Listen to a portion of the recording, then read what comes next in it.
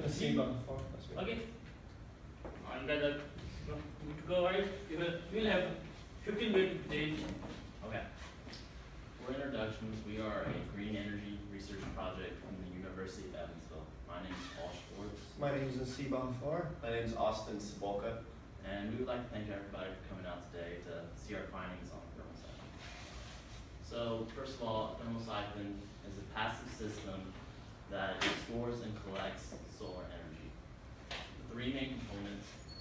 The first is the reservoir tank, which is typically placed above the solar collector. And then lastly, you usually have some kind of tubing connecting these two components in a series.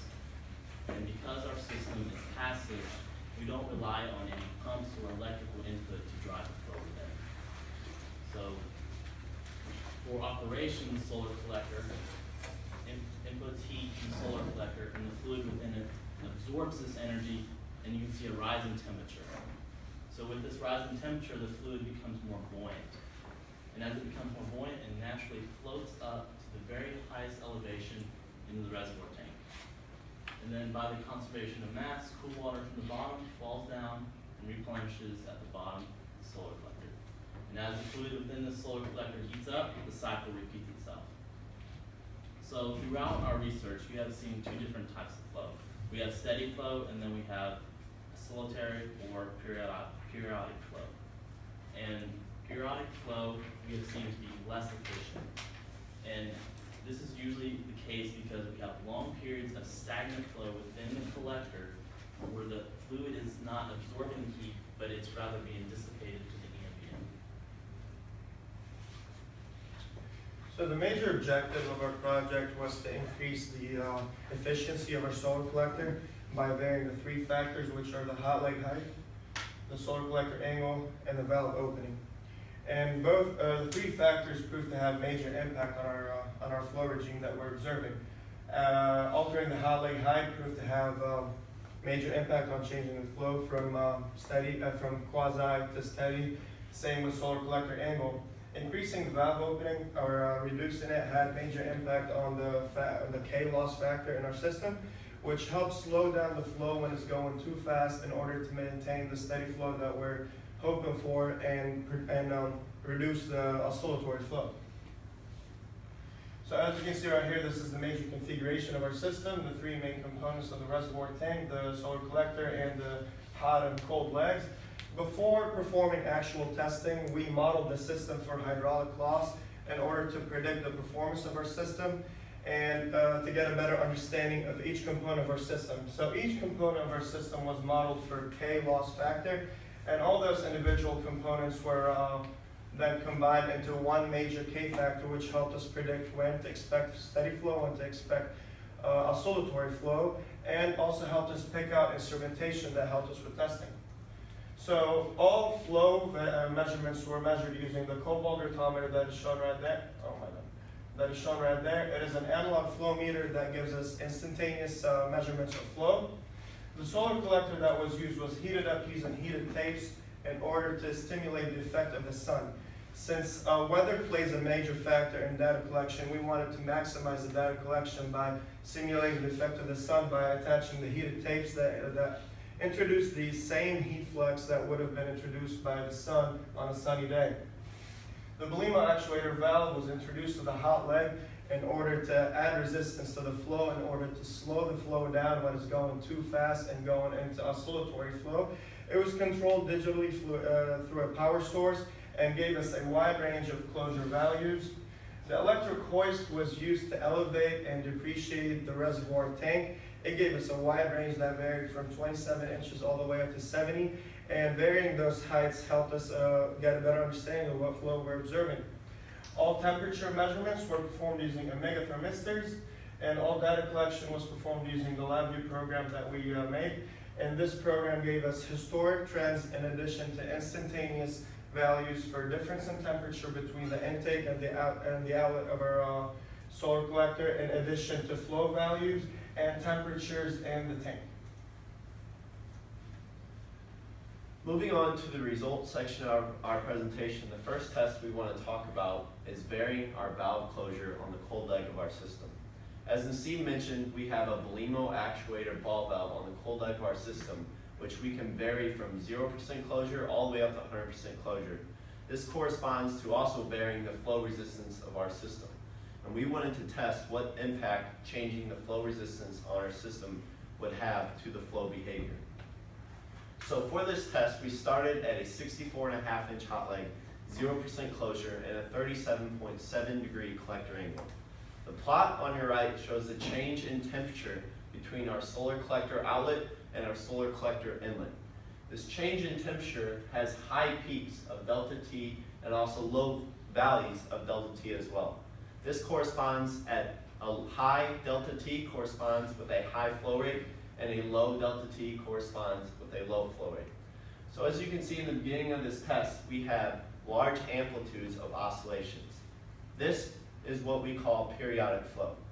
As we go on in our test, we change our valve closure 6 separate times, all the way from 36% to 45%. And each time when we changed our valve closure, we changed our flow resistance, and the amplitude of our oscillations decreased. As you see in this range between 39% and 43% valve closure, we notice a pretty large dampening effect in the amplitude of our oscillations.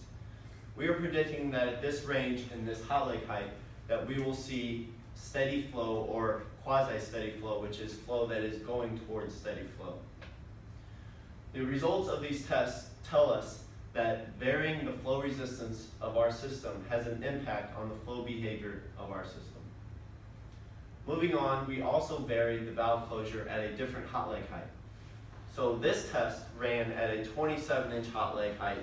It began at 0% closure and 37.7 degree collector angle, compared to a 64-inch hot leg, which I just discussed.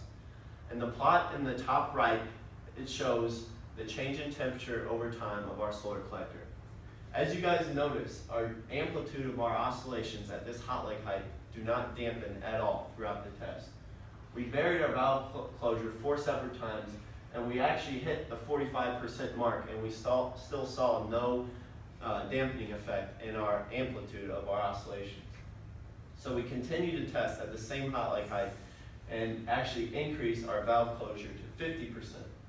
As you guys see, we see a dampening curve right here, but at the next 2 oscillations show no dampening in the amplitude, which shows at 50% and a 27-inch hot leg height, we will continue to have periodic flow over time. We raised our valve closure all the way up to 60.2%, which is a pretty major flow resistance to the system. And finally, we see 3 consecutive oscillations that have dampening amplitudes.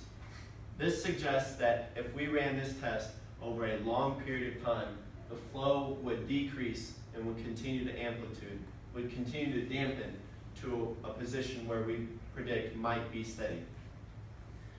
This test also proves, as did the other tests, that as our amplitude dampens, our efficiency increases. So we, in previous tests in previous years, we have proved or shown that a steady flow predicts higher efficiency in our system. And this goes right in line with what we have found. This flow right here shows a steadier regime because the amplitude is dampening and our efficiency is greater than what we saw right here, where we have major amplitudes in our oscillations. Moving on to the next set of tests, we varied our hot leg height in our system. The objective of this goal was to find what varying our hot leg height would do to our system and our flow behavior. Varying the hot leg height changes the driving force that is used throughout the system. So we had predictions that it would impact the flow behavior, but we tested it to see. We started this test at a 66-inch hot leg height, 0% closure, and 37.7 degree collector angle. After 147 minutes, located right here on the plot, we increased our valve closure to 48%. We chose 48% because this was in between the 2 transitions that we found. At 64.5-inch hot leg height, we found a transition between 39 and 43%. At a 27-inch hot leg height, we found a transition between 50 and 60. So we decided to increase our valve closure to 48% to see the comparison between hot leg heights and what it would do to our flow. And as predicted, you can see right here, at 48% and a 25.7 inch hot leg height, we have 2 consecutive oscillations that have pretty much identical amplitudes, which show us or tell us that it's going to stay in periodic flow over time. As we increase our hot leg height to 34.8 inches all the way up to 67.4 inches, it shows that the flow behavior is actually dampening over time. This test right here shows to us that as we increase our hot leg height, our change in temperature over time dampens, and it goes almost all the way to steady flow at 67.4 inches. This also shows that our efficiency actually increases as we get steadier flow, which has been what we have shown in the past. It is consistent with what we have seen in the past. Another point to make in this test is that we had kept our solar collector angle constant. And this test right here is when we varied our solar collector angle. So this is the third parameter that we are changing in our system and see what it would do to our system. So we started our test at 53.6 inch hot leg height, 0% closure, and a 70.81 degree angle. This was a much higher angle than what we have used in the previous 2 tests, which was 37.7 degrees. As you can see, at 70.81 degrees, we have pretty small amplitude compared to the rest of the test. We decreased our solar collector angle to 59.8 degrees after 76 minutes, and as we decrease it throughout the test, the amplitude of the oscillations increase. This tells us that as we decrease the solar collector angle, it shows that our flow continues to stay in periodic flow and actually increases in amplitude. This test also shows that the smaller our amplitudes are, the greater our efficiency is for the most part. It should be noted that this test the goal and the objective of this test is to only find what the thermal hydraulic efficiency is. This does not incorporate any solar efficiency.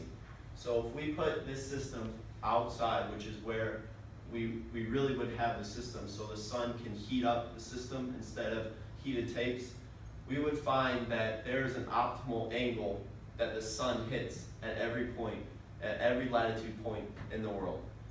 So this does not take into account the efficiency or the angle that the sun would hit. It only takes into account the angle through thermal hydraulic efficiency.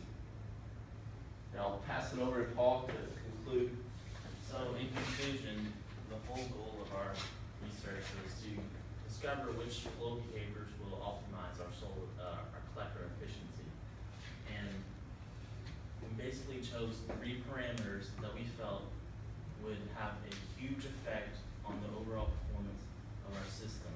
And in doing so, we iteratively adjusted these parameters of the hot leg height, the solar collector angle, and the resistance of the system to see what effect these would have and what combination of these would overall optimize our system. And future efforts for this project include doing comparison, as Awesome just said, using solar insolation versus thermal hydraulic collector efficiency. So we also want to include a digital flow meter to perhaps digitalize our whole system, along with zooming in further into our data to further pinpoint where the exact transition points are for steady to, or in this case, periodic to steady flow. So this concludes our presentation and opens up to any questions. Could you go back to the graph where it's changing the height, the hot leg height? So, so you started at 66 inches, but then I'm seeing here this is 25.7, that increases. Okay. So to explain that is, in order to start our test, we started every single test at the highest hot leg possible because this increases our driving force. And if you guys notice with all of our plots, the very first oscillation is a large peak. Okay. So when we start our test from cold, it's actually really hard to get it flowing. So we start every test at 66-inch hot leg to get the flow going, and then we begin our testing. So then we dropped it down to 25, and then we raised it all the way back up to 67. Are you guys planning, I mean, could this be used, could you put a turbine on it to generate electricity? I mean, is that the end goal, or is that just too much resistance? Go ahead, Paul. Currently, applications that we're using right now are basically for thermal application, but Okay. we don't actually get into the temperature range to use the turbine. Okay. That's because of our solar collector that we currently have.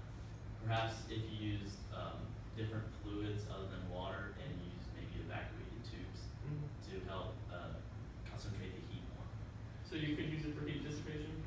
Yeah, Okay. we currently are using Okay. an application for. Going off that point, it's a funny question because we get it every time we make this presentation. The goal of this project is not to include any moving parts. So as you see, we incorporated parameters that would change our flow. But if we were to actually build this, we don't want any moving parts in our system because that brings mechanical failure.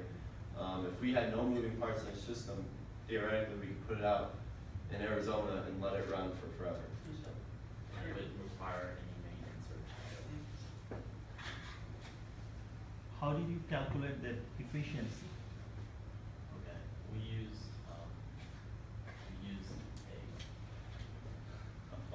use heat transfer equation using the temperature changes from the inlet and the outlet, and we also use the flow using the